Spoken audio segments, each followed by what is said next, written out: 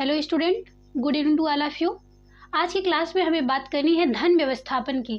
हम लोग पढ़ रहे थे गृह प्रबंधन। गृह प्रबंधन में हमने पढ़ा था व्यवस्थापन, जो हम पढ़ रहे थे उसमें से हमने पढ़ा था समय व्यवस्थापन, शक्ति व्यवस्थापन।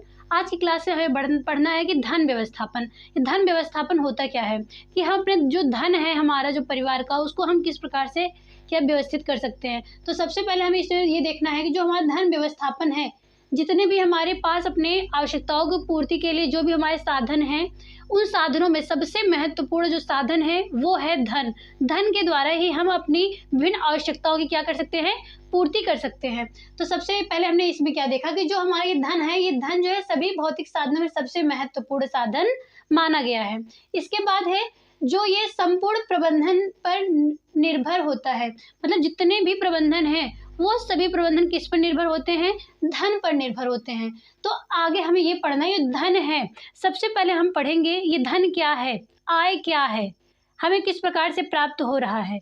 अगर हम देखें यहाँ पे आय की बात करते हैं तो ये आय है हमें कहाँ से प्राप्त हो रही है, हमें प्रयत्न करना पड़ता है।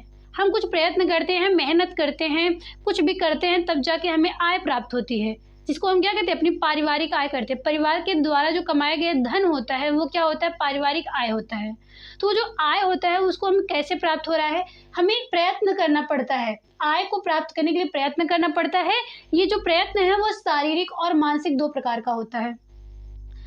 हम इसे किस प्रकार से प्राप्त करें, शारीरिक परिश्रम के द्वारा भी प्राप्त करें और मानसिक के द्वारा भी। तो शारीरिक और मानसिक के दो तरीके से हमें क्या करना पड़ता है, प्रयत्न करना पड़ता है, जिसके परिणाम स्वरूप हमें आय की प्राप्ति होती है। इसके बदले में हमें क्या मिलता है, पारिश्रमिक जो मिलता है, आय की जो प्राप्ति हो रही है। इसके बाद इन आय की जो प्राप्ति हुई, हमें जो आय मिला, उनसे हम क्या करें, अपनी आवश्यकताओं की पूर्ति कर रहे हैं। ये जो हम आवश्यकताओं की पूर्ति करते हैं तो इससे क्या होता है, हमारा जो धन है ये, इसके द्वारा हम क्या करें, अपने जो घर है घर को मैनेज कर रहे हैं। घर के मैनेजमेंट में ही हमने व्यवस्थापन को पढ़ना शुरू किया था, जिसमें हम अपने समय, शक्ति और धन को पढ़ रहे थे। तो धन भी क्या हो, जब हम अपने धन के द्वारा अपनी आवश्यकताओं की पूर्ति कर लेते हैं तो क्या होता है, हमें संतोष की प्राप्ति होती है। सबसे ज़्यादा इम्पोर्टेंट होता है संतोष की प्राप्ति। कोई भी हम कार्य करें तो उसमें हमें लास्ट में क्या, हमें संतोष की प्राप्ति अगर नहीं होती है तो इसका मतलब है कि हमने जो भी कार्य किया वो हमारा सफल नहीं हुआ।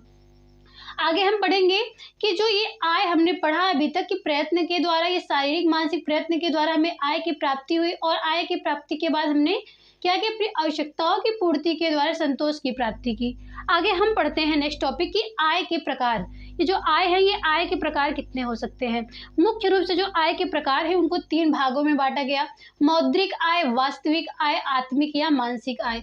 ये तीन जो है मुख्य रूप से आय है। मौद्रिक आय यानी कि जो हमें मुद्रा के रूप में प्राप्त हो रही हो।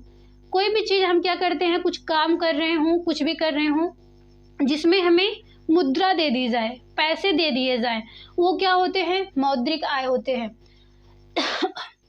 उसके बाद है वास्तविक आय।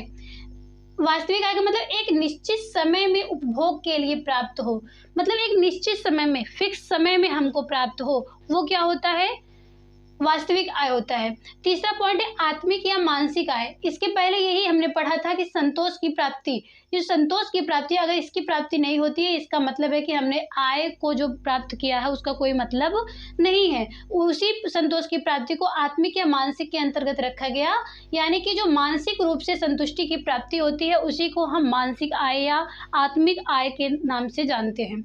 आगे इसमें हम पढ़ते हैं जो हमारा वास्तविक आय है। वास्तविक आय को कई भागों में बांटा गया, उसमें से देखते हैं हम कई भागों में बांटा गया है। जो वास्तविक आय है, वास्तविक आय को मुख्य रूप से दो भागों में बांटा गया, प्रत्यक्ष आय और अप्रत्यक्ष आय।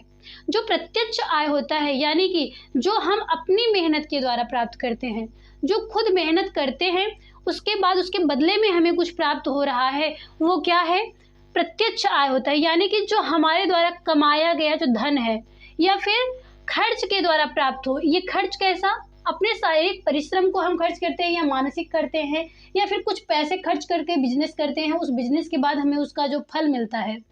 तो यानी कि हमने क्या किया, जो अपनी परिश्रम से हमने पैसे को कमाया है वो हमारा क्या होता है, प्रत्यक्ष आय होता है। अर्जित धन, अर्जित या फिर इसको हम क्या कर रहे हैं, अर्जित धन कह रहे हैं।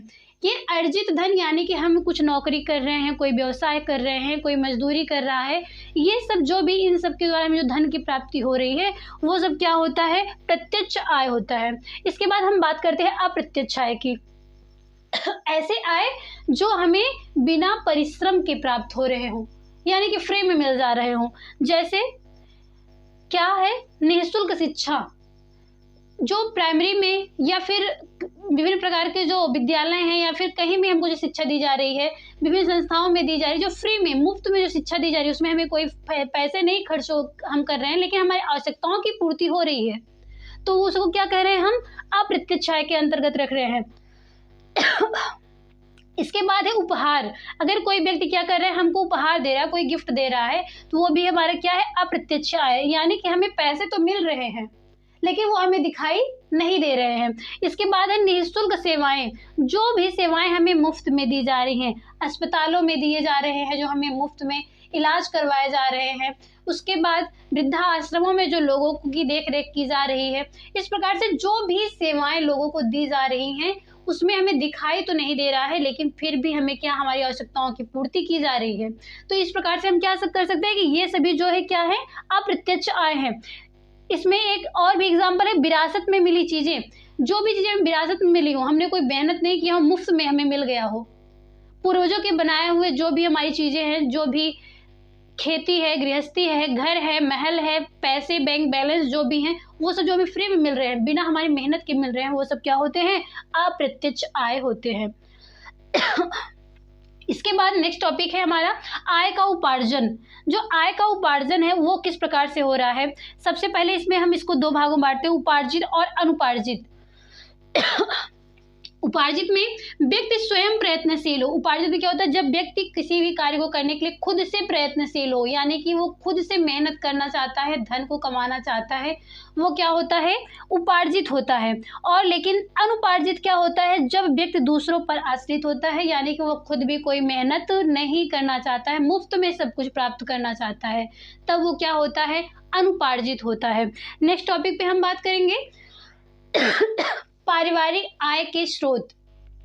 यानी कि हमने अभी तक पढ़ा, हमारा आय है, आय के प्रकार है, इनको कितने भागों में बांटा गया है, जिसमें से हमने ये सब पढ़ा। उसके बाद हमने पढ़ा आय का उपार्जन। इसके बाद हम पढ़ रहे हैं क्या, पारिवारिक आय के स्रोत, यानी कि हमें जो हमारे परिवार को जो आय है वो कहाँ कहाँ से किस प्रकार से हमें प्राप्त हो रहा है। तो जिसमें सबसे पहले हमने देखा कि वेतन, यानी कि जब हम कहीं पे नौकरी कर रहे होते हैं, महीने कंप्लीट होने पर या 15 दिन पर, जिस प्रकार से जिस कंपनी जिस संस्था का नियम हो, जिस प्रकार से वे आपको सैलरी या वेतन देते हैं, उसको क्या कहा जा रहा है, वेतन कहा जा रहा है। मजदूरी, मजदूरी आपको, आप दिन भर कुछ काम करते हैं, उसके बदले में शाम तक या फिर जो भी 1 दिन 2 दिन में जो भी आपको पैसे दे दिए जा रहे हैं, कोई फिक्स नहीं है, आप जितना काम कर रहे हैं उतने पैसे आपको दिए जा रहे हैं, कोई मंथली फिक्स करके पैसा नहीं दिया जा रहा है, वो क्या है, मजदूरी कहा जा रहा है। इसके बाद तीसरा है किराया।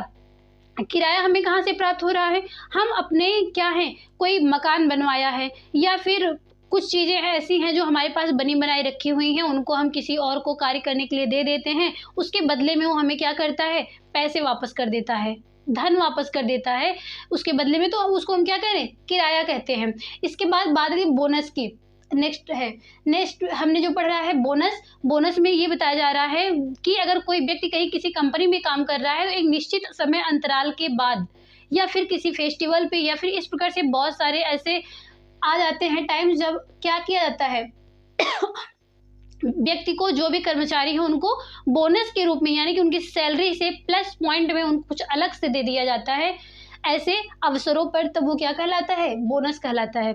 इसके बाद बात आती है रॉयल्टी की। जो रॉयल्टी होता है, ये जब कोई व्यक्ति कंपनी में काम कर रहा हो, उसके सैलरी के अतिरिक्त, उसके बोनस के अतिरिक्त जब उसको ये कहा जाए कि आप ये काम कर लो, कोई काम मान लीजिए आपने उस कर्मचारी को दे दिया, जब वो कर्मचारी वो कार्य कर लेता है, कार्य करने के बदले में आप कहते हैं कि इतना कार्य कंप्लीट होने के बाद आपको ये चीज़ें प्रोवाइड की जाएंगी, तो इस प्रकार से जो आप उसको धन व्यय करते हैं या फिर देते हैं, उसको क्या कहा जाता है, रॉयल्टी कहा जाता है। इसके बाद बात आती है पेंशन की। पेंशन आप सभी जानते होंगे, कोई वृद्धा पेंशन बनवा रहा है, कोई विधवा पेंशन बनवा रहा है, बन रहा है, ये सब जो सरकार के द्वारा दी जा रही हैं उस व्यक्ति के सहयोग में, तो वो क्या कहलाता है, पेंशन कहलाता है। अगला है उपहार। उपहार के द्वारा गिफ्ट में आपको जो दिया जा रहा है, शादी विवाह में जो आपको विवाह में गिफ्ट के रूप में दिया जाता है, जो भी पैसे हों और भी सामग्रियां हों, वो सब क्या है, उपहार जो आपके यहाँ, वो भी आपके पारिवारिक आय में सम्मिलित होते हैं। इसके बाद है छात्रवृत्ति।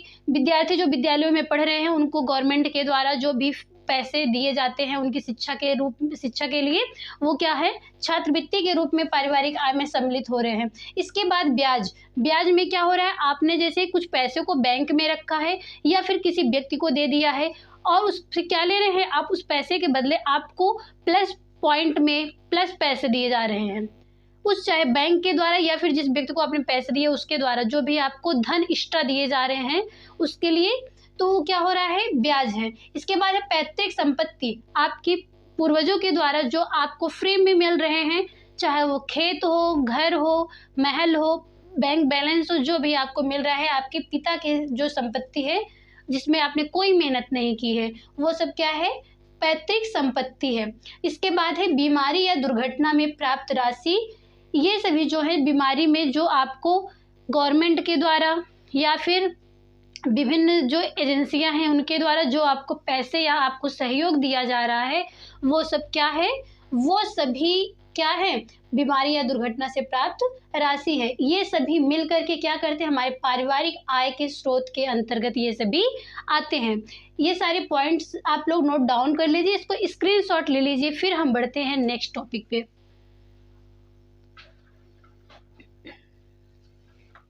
नेक्स्ट टॉपिक है हमारा पारिवारिक व्यय। ये पारिवारिक व्यय क्या होता है, जब हम क्या कर रहे थे, अपने जो आय का वह भाग जो हम पारिवारिक आवश्यकताओं की पूर्ति है तो खर्च कर देते हैं। हमने इसके पहले क्या किया था कि कुछ कार्य किया था, कार्यों के बाद हमने ये देखा कि हमें कुछ धन की प्राप्ति हो तो वो हमारा आय हो रहा था। अब उन्हीं आय में से हम क्या कर रहे हैं, अपनी आवश्यकताओं की पूर्ति के लिए जो धन को खर्च कर दे रहे हैं वो क्या हो रहा है, हमारा पारिवारिक व्यय हो जा रहा है। अगर हम बात करें पारिवारिक व्यय के प्रकार की, तो ये मुख्य रूप से दो होते हैं, उपभोग व्यय और दूसरा बचत।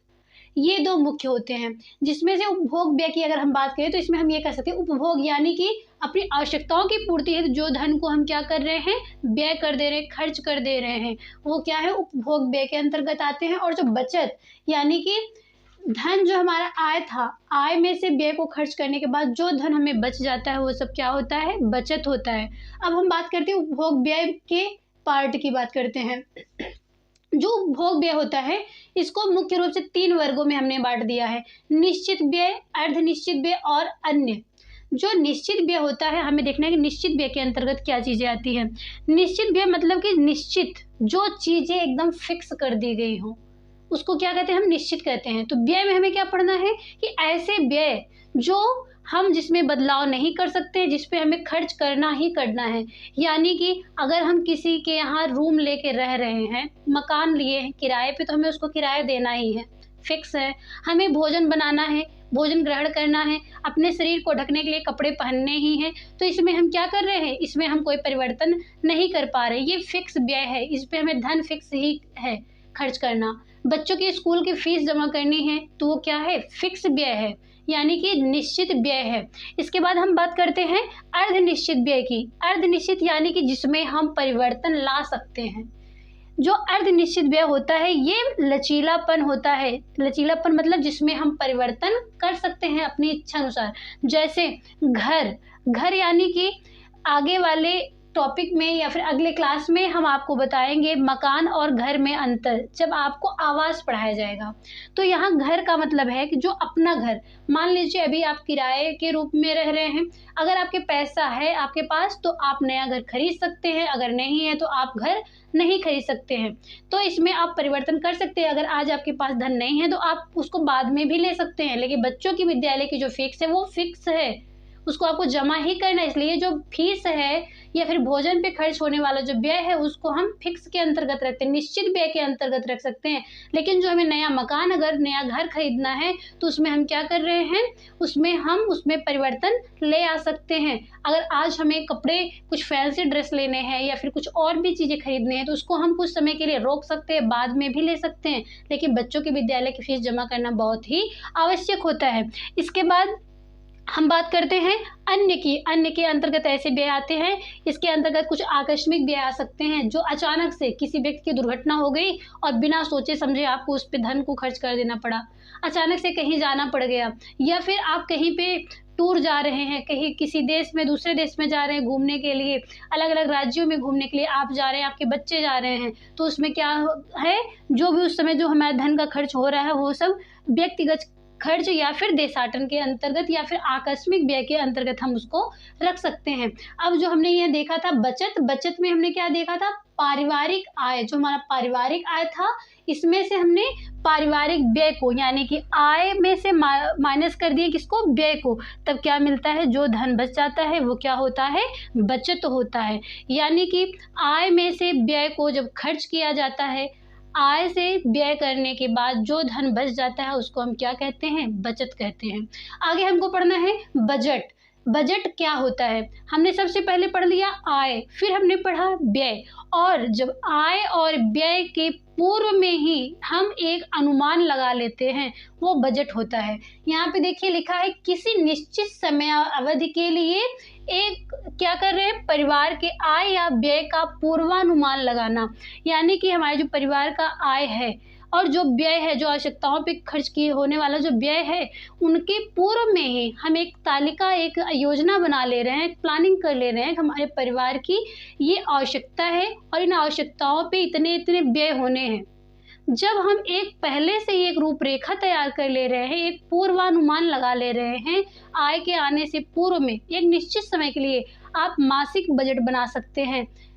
मुख्य रूप से आप ढेर सारे बजट तैयार करने से ज़्यादा इम्पोर्टेंट होता है कि मासिक बजट, यानी कि अपने महीने भर के जो बजट है, जो खर्च है, उनको आप तैयार कर लीजिए। अपने आय में से कितने पैसे को व्यय करना है। इसमें हमने क्या देखा कि जो हमारा आय है परिवार का, पारिवारिक आय और व्यय का पूर्वानुमान लगा के जब हम एक रूपरेखा तैयार कर लेते हैं उसको हम बजट कहते हैं। अब हम देखेंगे कि बजट जो हम बना रहे हैं उसका मुख्य उद्देश्य क्या होता है। मुख्य उद्देश्य में इसमें सबसे पहले है आय व्यय का सही विवरण। जब हम बजट तैयार कर लेते हैं तब हमारे जो आय और व्यय है उसका एक सही विवरण प्राप्त हो जाता है। हमको ये पता हो जाता है कि मुख्य कार्य हमारे ये हैं और साइड में क्या उनके हम जो व्यय होने वाले पैसे हैं, जब इनको एक हम रूपरेखा दे देते हैं तब हमें पता चलता है कि हमारे आय में से इतना व्यय हुआ है। नहीं तो अगर हम ऐसा नहीं करते हैं तो पैसा एक तरफ से आया दूसरी तरफ चला गया, बाद में पता चलता है कि पैसा आखिर कहाँ खर्च हुआ, इस बात का पता नहीं हो पाता। इसलिए जो गृहिणियां हैं उनके लिए सबसे ज़्यादा इम्पॉर्टेंट होता है कि वो अपने परिवार के लिए, अपने होम को या फिर अपने घर को मैनेज करने के लिए धन का व्यवस्थापन करें और धन व्यवस्थापन से पूर्व में अपने आय और व्यय का बजट तैयार कर लें।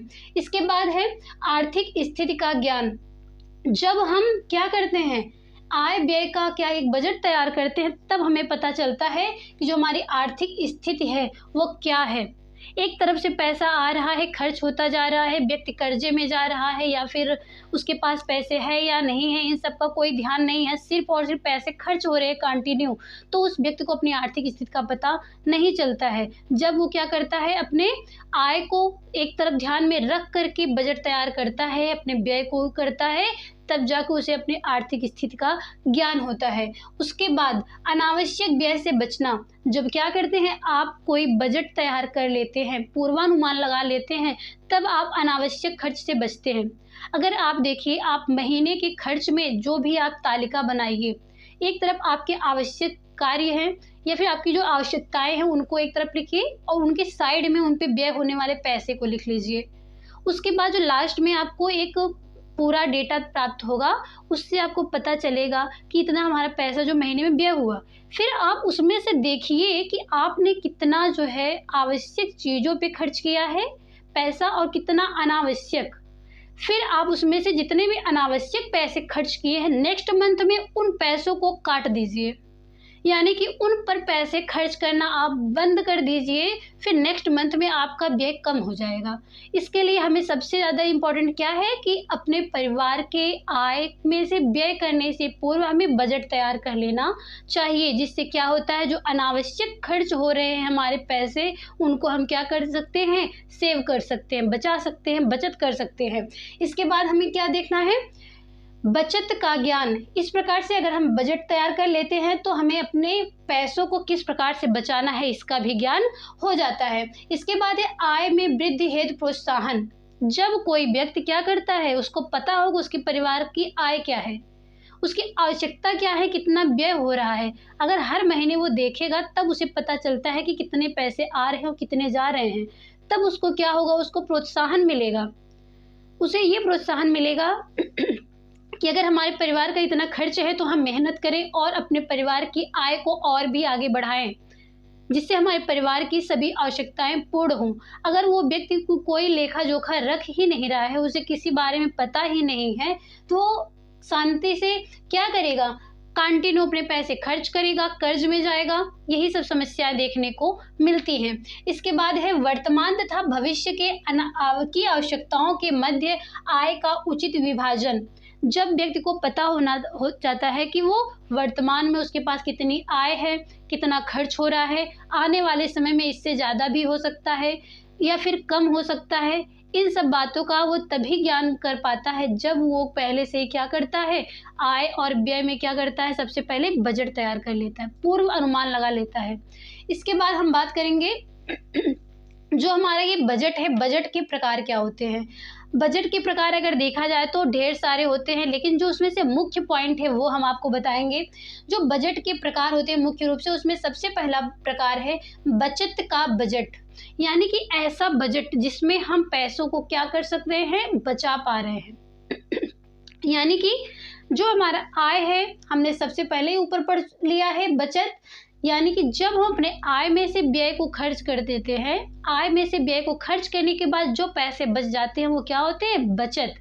इस प्रकार के जो बजट तैयार हो रहे हैं उनको हम क्या कह रहे हैं, बचत का बजट। दूसरा बजट है घाटे का बजट। घाटे का बजट वो होता है जिसमें हमारा आय है जितना, उससे भी ज़्यादा व्यय हो जाए। जब हम अपनी आय से ज़्यादा व्यय कर देते हैं तब व्यक्ति क्या हो जाता है, घाटे में चला जाता है। इस प्रकार से जो बजट तैयार होता है उसको घाटे का बजट कहा जाता है।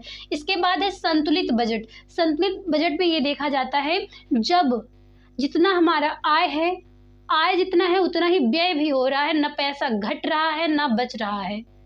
इस प्रकार से जो बजट हम तैयार करते हैं उसको संतुलित बजट कहा जाता है। इसके बाद है आंशिक बजट। आंशिक बजट मतलब क्या होता है, जब हम जो भी हमारे खर्च हैं, जो बड़े बड़े खर्चे हैं, बस हम उनको नोट करें। यानी कि अगर कोई व्यक्ति दिन भर में 500 रुपये खर्च कर रहा है तो जो महंगी चीज़ें ले रहा हो उस पे जो खर्च किया है बस उतने पैसे को काउंट करें। 1-2 रुपए की अगर कोई चीज़ें हैं, 10 रुपए की कोई चीज़ है, उसको काउंट नहीं कर रहा है, सिर्फ मेन पॉइंट को अगर वो नोट करता है अपने बजट में, उस प्रकार से जो बजट वो तैयार करता है सिर्फ बड़े पैसों को, यानी कि जो बड़े खर्चे हैं उनके लिए जो बजट तैयार करता है वो आंशिक बजट के अंतर्गत आता है। इसके बाद है वास्तविक बजट। वास्तविक बजट के अंतर्गत हम सभी चीज़ों को नोट करते हैं, चाहे वो छोटी चीज़ें हों या बड़ी चीज़ें हों, जितने भी हम व्यय कर रहे हैं उन सभी को एक तरफ से, चाहे वो 1 रुपये की सामान हो या फिर 10 रुपये या 500 या 1000 रुपये के सामान हो, सभी का लेखा जोखा रख करके जब हम क्या करते हैं, बजट तैयार करते हैं, तब वो वास्तविक बजट होता है। तो इसमें हम देखा बचत का बजट, घाटे का बजट, संतुलित बजट और आंशिक बजट, इसके बाद वास्तविक बजट।